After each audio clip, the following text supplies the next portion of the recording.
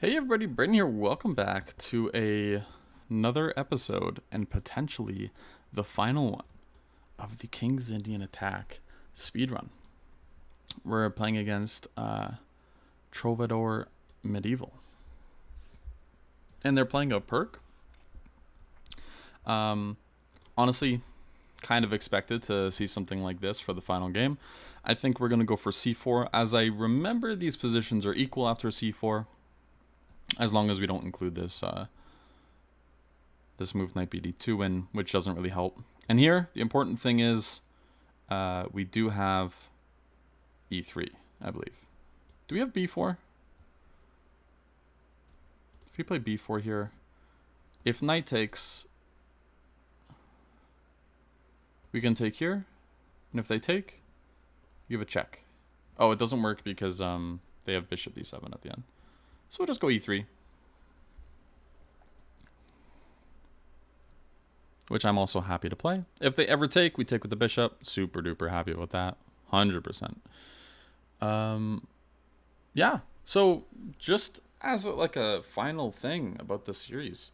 Yeah, it's been crazy. Originally I was showing like every single game, but then I realized, some games are going to be less instructive than others.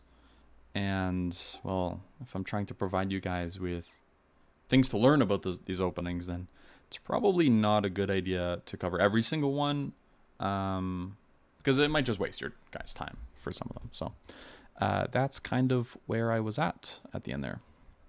B4 feels really enticing now. Oh, boy. They are tempting me. And then I can take.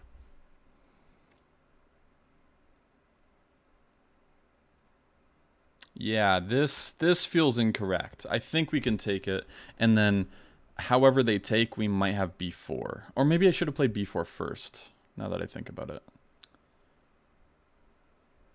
Actually, doesn't matter. I don't think it matters. I think b4 works here too. No, it doesn't, because now they have another move. That's okay. This pawn looks like it's hanging, right? We like taking hanging pawns. So I think this is a pawn we'll take. Cool. We're up a pawn. Yay. Woohoo. Now we just gotta focus on development. I imagine rook e8's gonna come next. And if I play knight f3, they'll play bishop g4.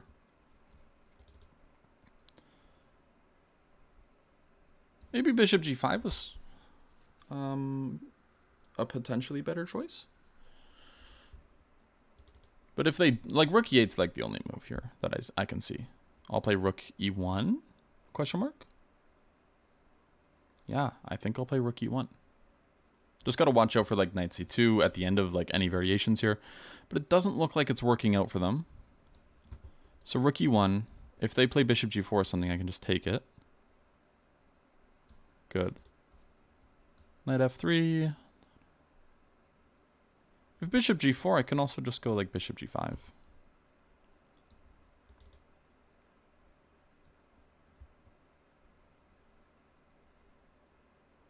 Then again, I am also really happy if exchanges happen in the first place. So knight f3. Oh, I gotta be careful here. Okay. There can be some tricky tactics if we're not careful. For example, rook e1, I'm looking at something like bishop g4, where I take it, and then they take on e1, and I have something like knight c2. Luckily, I can take on f6 there, so I'm okay. But this is what we got to worry about in these openings. I think we got to play it, rook e1. We got to be crazy people. Oh, you know what? Maybe I don't want to play that. If I play something like bishop f4, that's really sketchy. Because of knight h5. I want it to be special. I want it to be a special final episode. But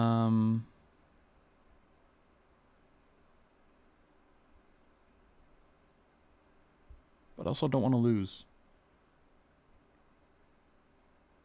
They could try knight g4 as well. Let's go back. Let's go back. Nope. We're not going to be crazy. We're going to keep it simple. That's been the entirety of this series, is just keeping it simple. KISS. Keep it simple, stupid. And I'm very stupid, so that's like exactly what I need to follow. So one thing we have is bishop g5. If they play bishop g4, good. And they can take everything they want to on f3 if they want. I am threatening knight d5 here, which I'd be extremely happy to get. I can't play h3 to kick away their bishop because then they can take with the knight. I take with the bishop. I can't take with the queen because they can just take my queen. And then they can take on h3 there. So just a little bit of calculations. That's not a word, but I wish it was. Do I take on f6 now? Or do I play something like bishop e3?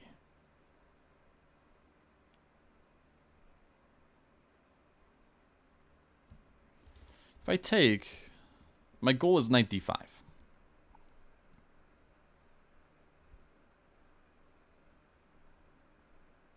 Or knight e4. Actually, knight e4 doesn't look so bad, right? Because then I get to take this guy off the board too. Takes, knight e4, I take there. And that's a lot of stuff coming off. I think we can be happy about that. Let's take on f6, and then we'll play knight e4. Oh, you know what I have to watch out for? Knight e4 might not work, because if rook takes e4. Takes, and then they can take on f3. Interesting. I maybe should have calculated that already. Whoopsie.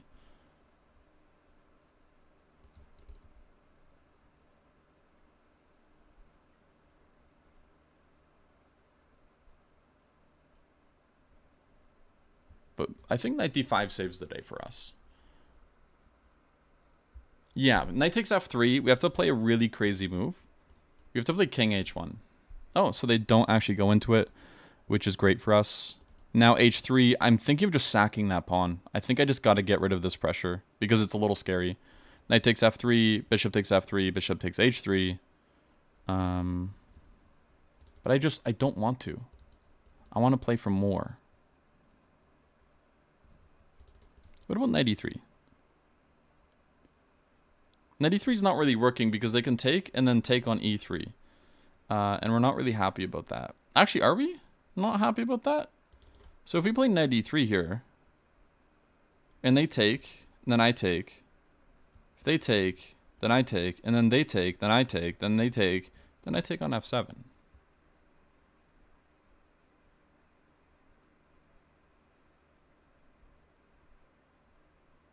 Interesting. I don't think it's great, though. And maybe we go b4? Because b4 is actually nice, since the knight is covering b4. Beautiful. Actually, yeah, this is good. This is good. We're good. Okay. I gotta speed up, though. We have 4.5 minutes versus 7. But that's what happens when you play strong opponents, right? They give you a hard time. And they're mean to you. They don't let you do things that you want to do. Like, you want to go to the park? They won't let you. Okay.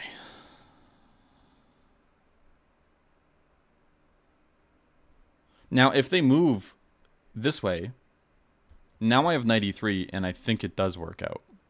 Right? Everything takes, and then I can take on f7. Knight e3 is a lifesaver. Looks like it's good. Because now, when we take on f7, we don't have a weakness on e3 to speak of anymore. That's a huge improvement on that line. Huge improvement, actually. Yeah. So we might just keep our pawn. Bishop h5. Okay, so they take like this. Oh, I don't take on f7, but I do take on b7. My apologies. That's something I should have realized. But that's okay. Because after they take here, I can take on b7. And then take on c7. They can take on e3 if they want to. But they have to give up an exchange for it, which is a lot different than anything else.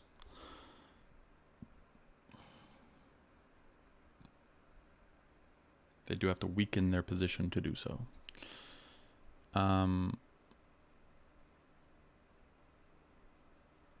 Quick question. If they play rook b8. Okay, they played that rook to b8, which means there's no sacrifices here anymore. Which is nice for me to know, I think. What if I go queen c6? Because then this guy's actually a little stuck, isn't he? They do have bishop takes.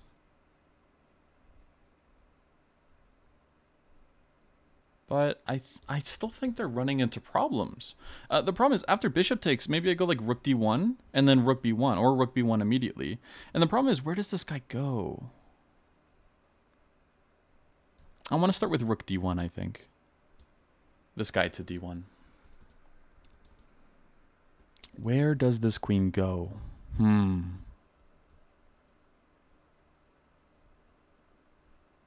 I think we're getting a little something here. The thing is, rook b1, they can move away because I can't take on b8 because they can take with the rook.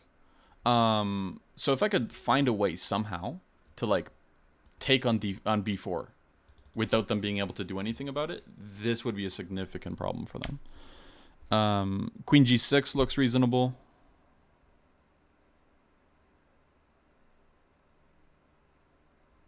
Queen g6 does look reasonable. Do I want to keep pieces on the board with queen f3? There's a good reason to. Yeah, I do like that a fair amount. So I think that's what I'll do. This is... Ooh-wee, this game is heating up. I could also take on c7, but that... you know...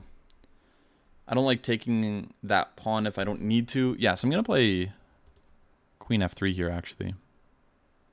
Kind of a funny move.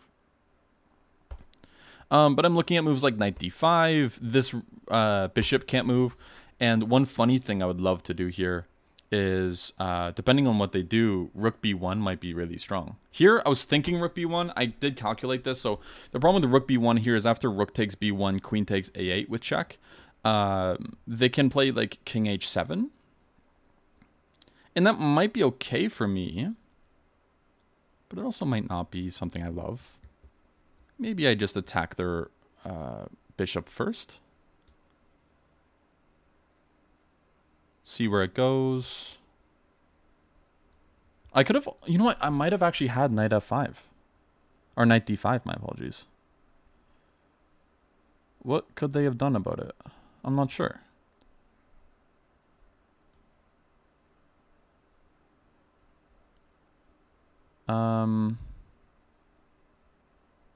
I want to keep pieces on, so I'm thinking of queen g2.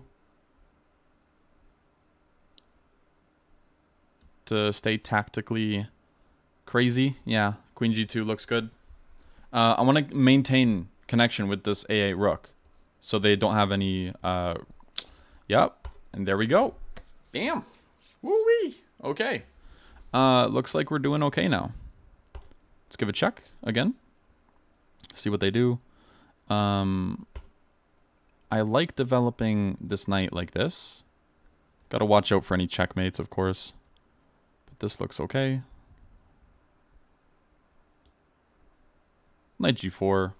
Getting some activity. And if they have to go like queen g7 or h8 to maintain contact with this little fella, then I think we can count that as a win. Yeah, because that's just not good. Okay. I think I'm just going to take here. Okay, and they resign. And we just did it. We did it, everybody. We beat a 2000 with the King's Indian attack. That was a nail biter, to say the least. Wow, okay. Let's go over the game. Our last time going over a King's Indian attack game, at least for this run. Maybe in the future we revisit it, but not through like a speed run. We'd probably analyze the master games. And we're going to do an overview of this for people wanting to learn. I'll be making a video soon on what I think you should know about this opening now that I've played it up to beating a 2000. Anyways, all right, let's see. So knight f3, all of this stuff is fine and dandy. So generally, yeah, I think c4 should be like a close equality here in this exact setup, and I'm kind of a fan of it because I feel like a lot of people don't want to play how you're supposed to play against it, which is to take on c4. That's not something people would want to do because, well, when you see d4, you fall in love, and if you are a King's Indian defense player from the white side, like you play d4 and you like playing against it, or you like playing against Benoni's, you might want to go for this. But the thing is, we have a few moves up, and that kind of causes problems. So yeah, e3 is good here. Bishop c5 was very interesting. And I'm glad to see that e takes was actually correct. I was thinking of b4 here, which also looks correct, which is good. I probably would have preferred b4, because after bishop takes b4, we see these knight takes e5 tactics again. And the idea of knight takes e5 is after here, queen a4 check, knight c6. If they go back, this would be not such a great position for them because we can take on b4 here. It's still really messy, like takes, and then bishop takes, queen takes d3, and like knight c3 or something. It's still pretty crazy, but it's equal. So yeah, good luck doing that as black when your king is stuck in the center. So e takes d4, knight takes, and yeah, we were under a little bit of pressure here despite being up the pawn. So our opponent made a reasonable pawn sacrifice. So castles, ooh, you know what? h3 does make sense. And so, actually bishop g5 does a little bit too. The thing is, knight c3, rook e8, I spent a while here. Yeah, like 2 minutes. Because it was a little uncomfortable. So rook e1 was the better move. And then after c6, it says bishop f4. I was not looking at bishop f4. I was more likely going to be looking at bishop g5. But actually here I was wondering what happens after knight g4. And it's looking like it's slightly better for white. The problem is takes, rook takes, and then like some knight c2. But the problem is knight c2 doesn't really work here, because after knight c2 and they take, we can just retreat this little fella. That's what I would do. I'm sure that there's even better moves, but just retreat this fella and pick up the knight in the corner. And we're doing excellent there. So knight to f3, and yeah, that pin was annoying. H6 takes was a huge blunder. So here I was wondering what to do. So knight takes f3. I thought we had king h1, and maybe we were okay. But this is what I missed. So after king h1, queen f5, which is what I saw. I was hoping that I had something here, but I don't. So h3. There's knight e5. Wow. Is there another move here? I have to know. Let me turn up the lines so I can see more lines. There's a few that work. Knight h2 also works. Knight h2 is pretty crazy. But they all have the same ideas in mind, it seems. Bishop takes h3. My idea was to take here, and I thought I might have been okay. But, oh yeah, they take on f1 as well. That's a problem. That is a problem. Okay, good to know. Yeah, these lines were extremely difficult to calculate. Wow. Okay, so we got lucky with queen d8, because now we get some activity with b4, and they still have full compensation for the pawn, which is kind of scary. But bishop f8, knight e3. I think here I was I was noticing this, but for some reason I still thought f takes e3 would be played in this line, and then we could take on f7 instead of b7, but it turned out to be okay. I think they do have to play like rook a b8 though, and not rook e b8, because after rook e b8, this guy actually just runs into problems. Taking the pawn on c7, I think is a bit greedy and completely unnecessary. Where when we play a move like queen c6, I was also looking at queen d5, but I just couldn't really bring myself to do it. But after queen c6, they would love to take and then double up their rooks, but they don't have the opportunity to. So bishop takes b4. Yeah, rook f to d1, queen to g6, queen to f3. I felt like it was good for us to actually keep the queens on. But is there an argument to be made about trading them? I think there is.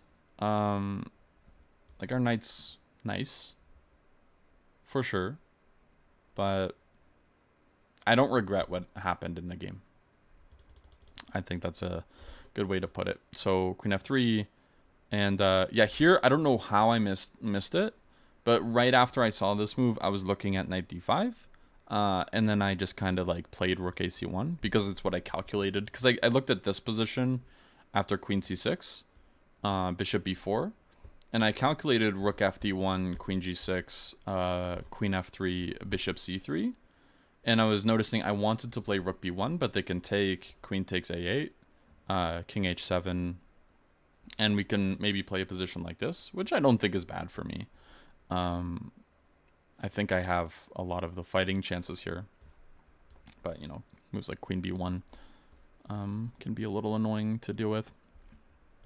That I didn't see. I didn't see queen b1, but rook a to c1 instead. But yeah, knight d5 would have been really nice. And the problem is they can't take on a1 because ouchie, knight e7 check wins the queen. And this is just a nice tempo to get. The knight is beautiful here, and we're always threatening moves like knight takes on c7. So another point is bishop b4. We can also take that guy because it's not actually defended because the rook on a8 is attacked. That's the idea of knight d5 there, but rook ac1 is fine.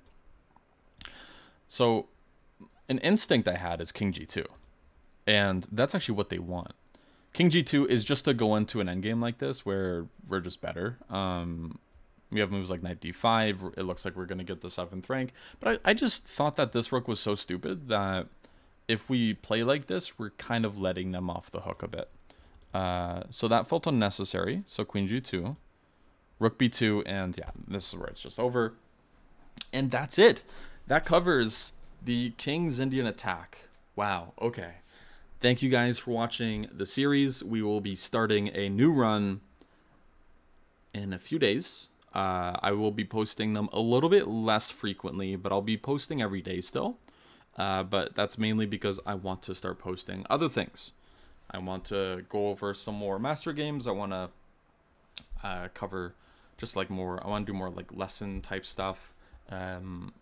Things that'll be of interest to you guys hopefully as well. So thanks again for all the support throughout the series. I will see you in the next one where, yeah, I guess I'll announce it.